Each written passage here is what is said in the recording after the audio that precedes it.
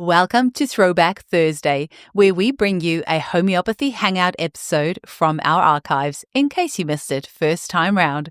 Because this episode may be a couple years old by the time you hear it as a throwback, some of the special offers, links, or content may not be valid anymore, so please keep this in mind when listening. You're always welcome to reach out to us at info@eugeniekruger.com. Enjoy the episode. Hi homies, can I please ask for a moment of your time to share some information with you about our major sponsor, the Centre for Homeopathic Education, or CHE. As many of you may know, I have considered stopping this podcast many times over the past 3.5 years that it's been running due to the costs involved in producing this content. So, when Marcus Fernandez at CHE reached out to become our major sponsor for the Homeopathy Hangout podcast so that everyone around the world can continue to enjoy this content free of charge, it truly was the hugest weight off my shoulders. Thank you so much, Marcus, and thank you so much, CHE. So this month, I would love to share with you about Marcus's new book called Homeopathy at Home, published by Hay House. This is more than just a book. It's your go-to guide for managing everyday health issues naturally and effectively with homeopathy. Whether it's bumps, bruises, colds, or even those sleepless nights, Homeopathy at Home is packed with practical advice and remedies to empower you to take charge of your family's health.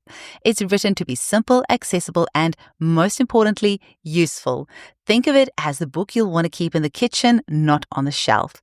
And here's the best part. This book isn't just about treating symptoms. It's about unlocking your body's innate healing wisdom. With step-by-step guidance and remedies for common ailments, you'll feel confident and capable of using homeopathy in your everyday life. So, if you're ready to bring natural healing into your home, grab your copy of Homeopathy at Home today. This also makes a wonderful gift. You can find it wherever good books are sold, on Amazon, or head to www.marcus-fernandez.com for more details. Let's make homeopathy a part of everyday life. Today we speak with homeopath Monika Frohmann in Austria, who loves treating humans as well as animals with homeopathy. I get so excited when we get to speak about using homeopathy with our animals on this podcast because animals truly respond so incredibly well to homeopathy. Just this week, I had amazing success with a chicken, which I thought there was no way she was going to survive the huge wound which she sustained. But amazingly, some aconite for shock and then some arnica and some of the Narayani wall mix, and she has been healing beautifully and now back to her happy, healthy self. I still don't really know how she survived her injury, but it's just shown me once again how incredible homeopathy is for not just humans, but our animals as well. Be sure to join Monika's Facebook groups as well, called Horses and Homeopathy, and she also has another one called Farm Animals and Homeopathy. And if you're not using homeopathy on your animals yet, I really hope this episode will inspire you to give it a go. Thanks for listening and enjoy the episode. Welcome to the Homeopathy Hangout, where we discuss all things homeopathy from around the world. And now my mum and your host, Eugenie Kruger. Hello, homies, and a very warm welcome to Homeopathy Hangouts. Today, we speak with the lovely Monika Frohmann from Austria. Welcome, Monika. Hi, well, thank you for having me. It's a pleasure to have you on. I think you're officially my first guest from Austria, although you lived in Canada for many years, right? That's correct, yeah. Excellent. And you said that you do speak the lingo, so you don't get too lost in Austria? That's right. I'm fluent in German, but I still think in English and I dream in English. Well, you dream in English? That is funny because I was raised in South Africa, so it was our main language. And I actually remember when I moved to New Zealand at 17, when I was about 3 years down the track, I had my first English dream. And I remember waking up thinking, oh, that was in English, and how it's just continued in English from then. And how when you talk to yourself or you think about things, like, what language, is that also in German? It's always in English. Very, in English. Yeah. Oh, that's so funny. Well, all I can say is, ich verstehe Sie nicht. Oh, okay, but I understood you perfectly. Awesome. Now, tell us, Monika, how were you first introduced to homeopathy? For me, I had a long-term health problem that wasn't serious, but very annoying. Mm-hmm. And I'd been to many different doctors to try and have it resolved. And my last stop was at a doctor's office who had said he had seen a homeopath speak. And his words were, I don't know very much about it, but this guy really seemed like he knew what he was doing. and I think this might be direction that you need to go in. So interestingly, I was directed to a homeopath from an allopath, and I did go to see him then. And I wasn't even better yet. As soon as I started seeing him in my very first weeks of my appointments, I knew that I wanted to be a homeopath. I always wanted to be in the medical field, but I didn't want to be in the allopathic world because I felt like we were seeing things like suppression and lots of medications, but no resolutions, no cures. But I always was so interested in the world of medicine. My dad had that kind of background. He wasn't a doctor, but he was a biomedical engineer. And then I decided to study psychology instead. And that wasn't quite right either. And then I went to see this homeopath, and it was like the whole world opened up for me. It was a whole new experience. And it was, I think the big reason why it grabbed me even before I knew I was going to be better was because it was the first time a doctor took the time to listen to me and really hear what was going on with not just my health concerns, but not the specific health concern, but everything, the whole package. And that's so rare. And it really struck me that was going to be what I needed to do. And then within a couple of months, my health issue resolved, and I never looked back. I looked for a school right away where I could study, and it went on from there. That is so cool. And you studied in Canada, right? I did. I studied at the Canadian College of Homeopathic Medicine, which at the time, when I graduated, it was still called the Toronto School of Homeopathic Medicine. It was very much smaller and wasn't a college yet. I actually had an email just this week from a listener that said they're in Canada and they are studying at the Canadian College of Homeopathy. So yeah, that was really very cool. Yeah. And your psychology background would have been great for your homeopathic studies, I'm guessing. It was. I didn't complete the degree because I was very into it in the first couple of years where they were teaching a lot about psychology. And then the third year was a lot of psychiatric nurses in the class. And it all of a sudden turned into psychiatry and not psychology, where we were discussing drugs and side effects and how to prescribe and stuff like that. And then I knew it wasn't going in the direction that I wanted to go in. So I used what I had from that, and then I just progressed on to homeopathy. Amazing. Now, you also have a special interest in using homeopathy on our furry and scaly and feathery friends. Can you tell us a little bit about what got you interested in that? Well, I've always been an animal lover. And as a child, I always thought I wanted to be a veterinarian. And when I finished high school, I even worked for a vet for a year. And I remember the vet, who had been in business for something over 30 years, saying to me, be careful about becoming a veterinarian. You may end up doing nothing but doing spays, neuters, and treating flea problems for the rest of your life. I got the sense from him that he was bored in his practice, which was very unfortunate because he was a very nice man and had a huge heart for animals. But I took it to heart and I left it be for a while, and circumstances in life didn't allow me to go to study immediately anyways. And then when I discovered that you could treat animals with homeopathy, well, I thought, well, that's like the best of both worlds. I can treat humans and animals. And I kind of made a name for myself a little bit in Canada because there aren't that many people who do treat animals and feel comfortable with them. And knowing the various species, I grew up with dogs, cats, rabbits. I had a pet goat as a child. We had horses growing up.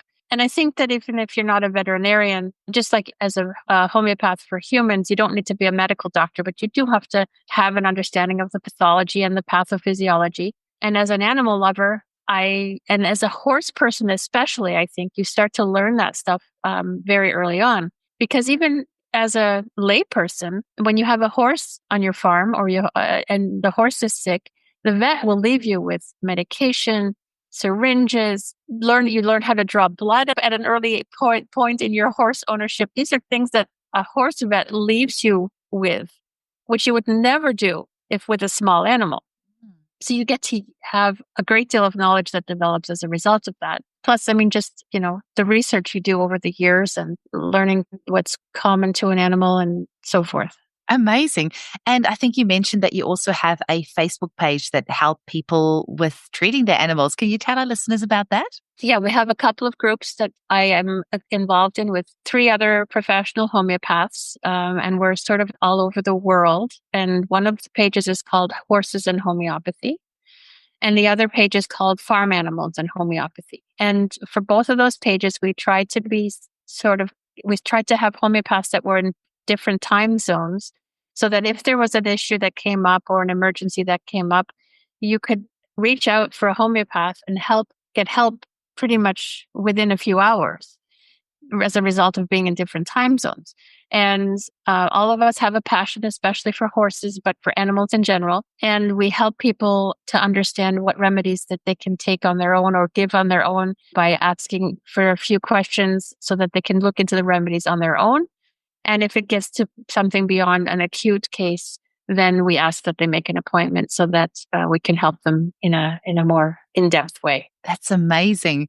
Can you maybe share with us a little bit about what are some of the most common questions that you get asked in the group, and what are some of the most common remedies that you end up recommending in the group for various complaints? Well, some of the most common questions about horses tend to be about things like colic. That's one of the biggest complaints in animals, in horses, one of the most dangerous illnesses and ailments.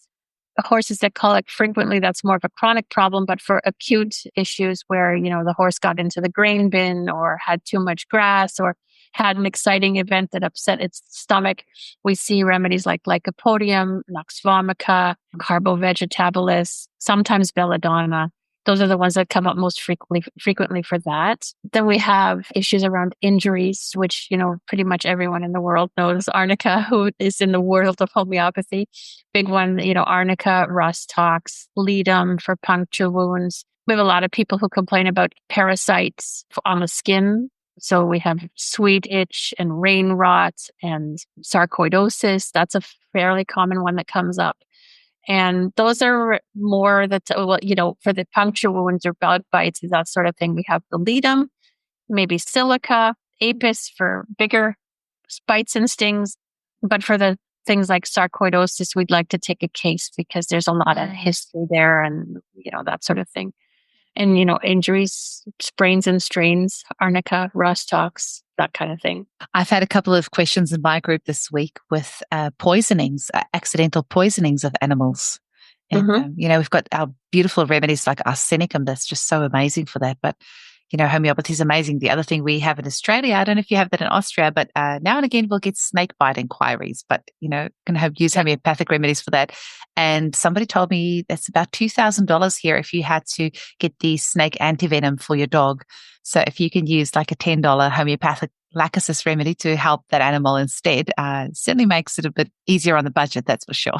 Absolutely. And I actually did treat a horse in Australia through the group who had been bitten by an undefined snake. Something, I can't remember the name of it that they thought it was, but the horse was very poorly and they thought it was going to die. It had already been given the antivenom. It wasn't responding. And it had lost tremendous amounts of weight, was bleeding from all the orifices. It was just a terrible, terrible case. And it responded beautifully to Crotalus horridus. And really, really totally recovered and is now I'm still in touch with the lady. The horse has regained weight. It has a shiny coat. There seems to be a small amount of paralysis that's left in the lower left side of the lip, but it's getting better. So hopefully it'll resolve completely. So now his tongue hangs out a little bit on the left side, makes him kind of cute. But he's fully recovered. He's eating well, drinking well, and the vets were astounded. They had no idea what to make of it because they were pretty sure the horse was going to have to be put down.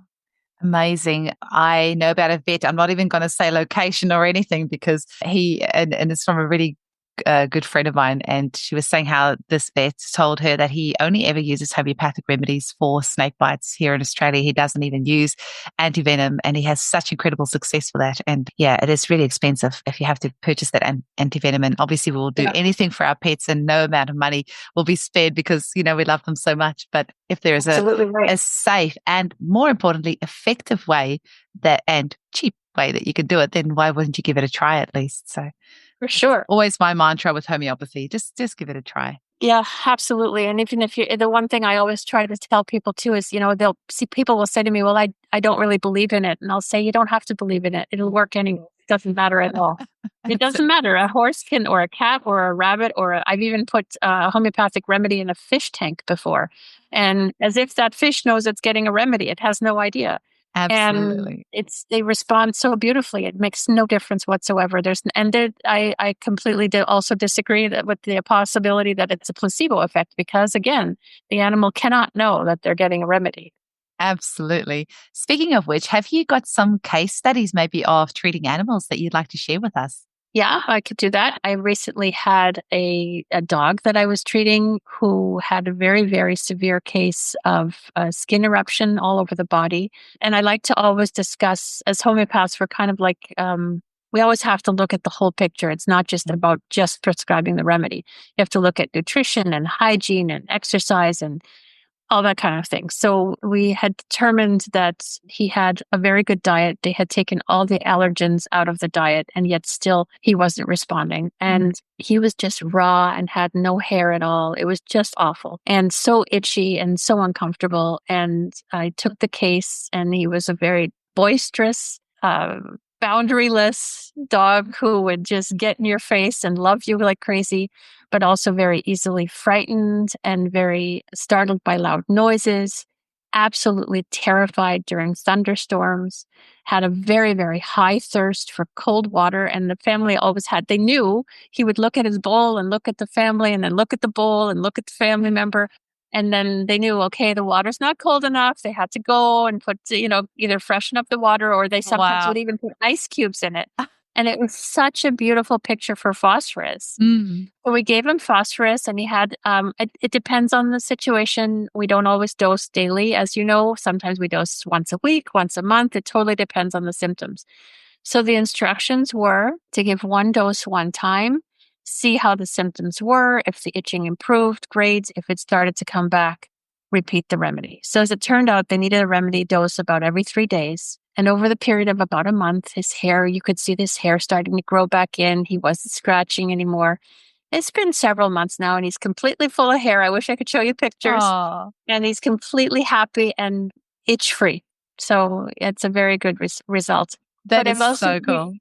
Yeah, it is. And it's so rewarding. Mm-hmm. And I find that treating animals is sometimes even more effective, more quickly effective, let's put it that way, than treating humans. Because in humans, we do so many other things that make our system so toxic that it becomes a bit more of a hunt for the right remedy, if you want to put it that way, because you got to work through all the other things that are happening first. And a dog doesn't care about the, political status or the world, state of affairs or what they're going to have for dinner next week. So they are probably not quite as complicated mentally as us. So I Absolutely do think right. And I think that as a result, if you already are helping an animal who is owned by a person who is open to homeopathy, they're already doing so much to make sure the stress level is okay, the exercise is right. You know what I mean? Like it's a different world entirely. As I get human patients, I tend to notice that people come quite often once they're at their wit's end. They don't know what else to do. But as for animals, they come to you as a preventative sometimes even, or far earlier in the disease, because some of the veterinary options are so costly that they think, okay, well, maybe if we try this route, this will help, and I can avoid the chemotherapy or the surgery or whatever that might be. And often that's the case. Mm-hmm, amazing. And, the animal doesn't know that you're taking him to a vet who is going to help him. The animal just sees you leaving him somewhere and people doing stuff to him. So it can be so traumatic. So if you can avoid that visit, then, why wouldn't you? But when you were saying about the photos, I thought that I just mentioned I have got a Facebook group. I've just started. This is the first time I've mentioned it on here, but it is in some of the intros of some of the episodes. It's called Homeopathy Hangout Facebook group, because podcasting is very lonely. So you put all this information out there and it's just crickets. You don't hear anything back. I think if I had a YouTube channel or something like that, at least you get some comments, even rude comments, something just to get something back. But on a podcast, it's just crickets. You don't know if people are actually enjoying your content. You might see the numbers go up now and again, but it's very lonely. So I now have a Facebook group called Homeopathy Hangout Facebook group. And it'll be great to add you in there and put your before and after photos on there, because the whole idea with the group is to keep the discussion going after our initial chats and after the show. So yeah, if you ever do have those photos to share, that'll be wonderful to put it in the group. And so people, Absolutely, I would love to do that. Yeah, I always say picture paints 1,000 words. And I once had a before and after picture of a client I treated for eczema. And I mean, I was so busy after I posted those photos, because a picture doesn't lie. You can see the before photo, you can see the after photo, and especially with the animal, there's no placebo involved. So yeah, and when you can illustrate something like the skin, which is so blatant, that really speaks a picture. As you say, a picture speaks 1,000 words. I've also got a pony that I was treating not that long ago with a disease called Cushing's syndrome. And there are lots of different symptoms that go along with Cushing's syndrome, including laminitis, which is, it's called, the late term is founder. I don't know if everyone's familiar with it, but just briefly, it's because of the problem with the metabolism. The feet have a pulsating and a swelling of the lamina, which is the lining of the hoof. And because it's kind of, you can liken it to the brain that's enclosed in the skull. The swelling is prevented from being allowed to expand, because the bone is in the way, or the hoof wall is in the way. And so as a result, this swelling causes all kinds of problems, including eventually that the coffin bone, which is the bone that goes down into the hoof, will rotate and turn and actually can protrude out of the bottom of the sole, which most of the time ends in euthanasia. That's one of the many complications of Cushing's syndrome. And at the early stages, it's not just the laminitis, it's also like coats that don't shed well, excessive thirst, excessive urination, and diarrhea. So I really have a before and after picture of a pony's butt, which is like covered in diarrhea. And then the same pony a month later that is completely clean with a shiny white tail. And it's a white pony, so it's really, really obvious. And he's responding also very beautifully to the homeopathic remedy. Oh, that is so beautiful. And of course, you have an international practice, right? Like people around the world can consult you for their animals and themselves. That's correct. Yeah, I have a virtual practice which grew after moving to Austria, but then especially after COVID, because that was the one way you could still work, is if you did it online until things got sorted where you could go back to work. So it's been growing tremendously. And I always like to see if I can. I'll do the appointments over Zoom or whatever video way of doing it is. And if the animal wants to be a part of it, then the animal will stand in the screen too. But also I'll just have people send me pictures, or if I treat kids, I'll have the mom or dad send me a photo, because I do like to get a visual as well. Oh, yes. Yeah. That helps a lot, but it's totally doable online. It is. I always get my clients to just WhatsApp me a little video of the child, and or I don't treat animals, but just to really see that energy, because the thing is, we can pick up a lot of stuff that you as the parent or the owner of that pet will not be able to pick up, because it'll just be something normal for you that you wouldn't even think is strange or unusual. But as homeopaths, there's all sorts of fine little details that we'll be able to pick up, and the more information that we have and the more videos we get to see, if we can't see them actually in the online consult, the easier I find it, for sure. Yeah. And it's so funny too, because, I call myself a homeopathy geek or a homeopathy nerd, because I go around in the world looking at life as a homeopathy, and I'll see somebody with this thing, or I'll hear somebody say a certain symptom, and I'd be like, oh, even if I don't say it out loud, I still know. And it's so brutal. I go on vacation and I always have my first aid kit of about 65 remedies. And I've been on vacation and seen things happen to people, either food poisoning or severe sunburn or an injury. And I'll go up to complete strangers and be like, I'm a homeopath, and if you're interested, I have this remedy. Would you like to give it a try? It's so bad. I can't. My husband's like, oh my gosh, this again, right? But it's so wonderful to see it. And of course, I don't ask for money or anything like that. It's because of how wonderful homeopathy is. You just are willing to do that and let people know about it and make the world aware of it. Now, speaking of being an advocate for homeopathy, this might be a good little segue into the World Council of Health. Can you tell us a little bit about that and how you're involved for that? So very recently, I've been following the World Council for Health for some time now, and we have another homeopath colleague who is the organizer of Bright Light News.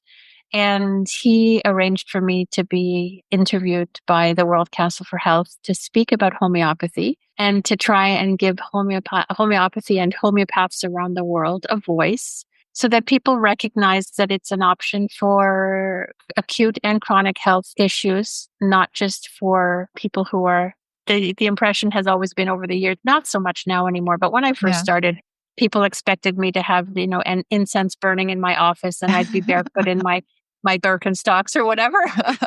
And, I have Birkenstocks, no question, but I don't wear them at the office. And I wanted to make sure that, or try and help to get people to understand that homeopathy is there for all different types of health concerns, from the common cold to cancer and everything in between.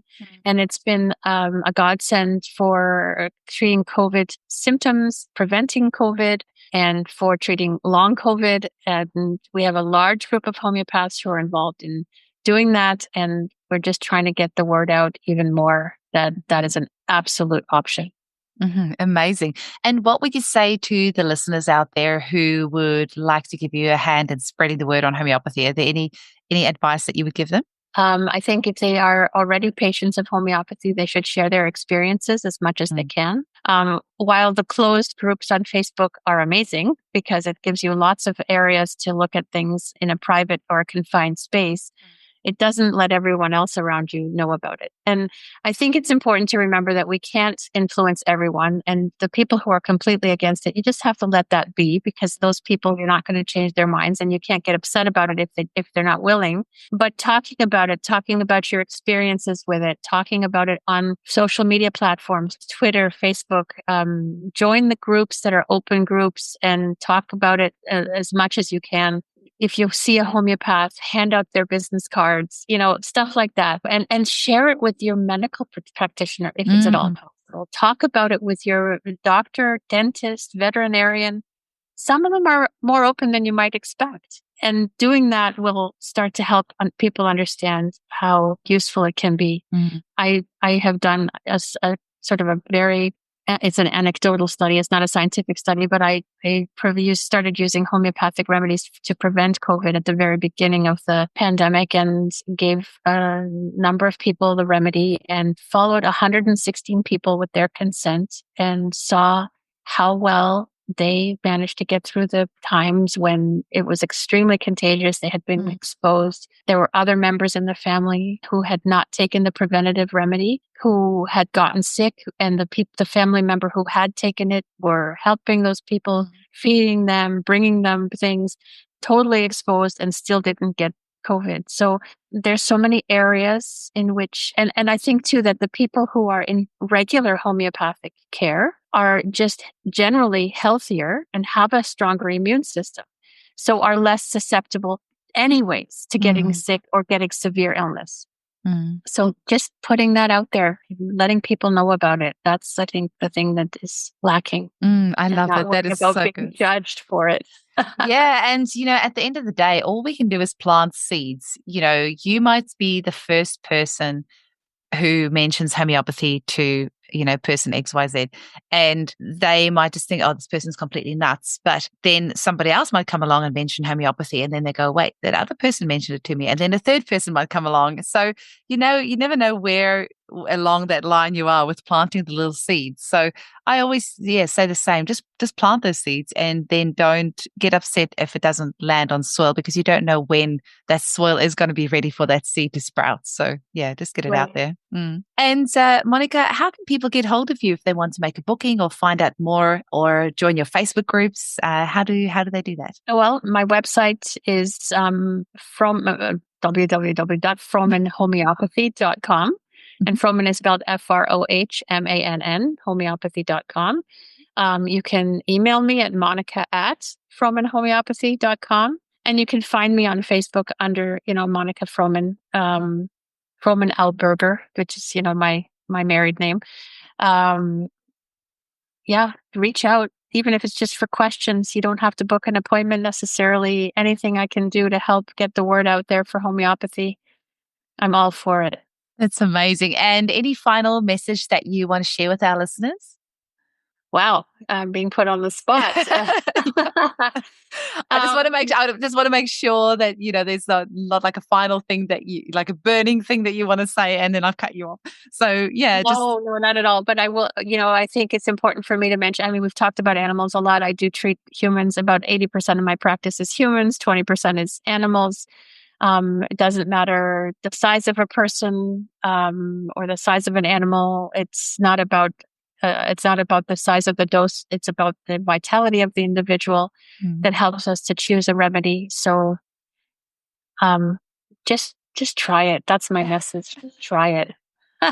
That's the best message out there. I completely agree. Just try it. Can't go wrong. Wonderful. Monica, thank you so much for your time. I really appreciate it. It was lovely to connect with you. I really enjoyed it myself, and thank you so much for having me on your show. Such a pleasure. Chat soon. Bye. Okay, bye-bye.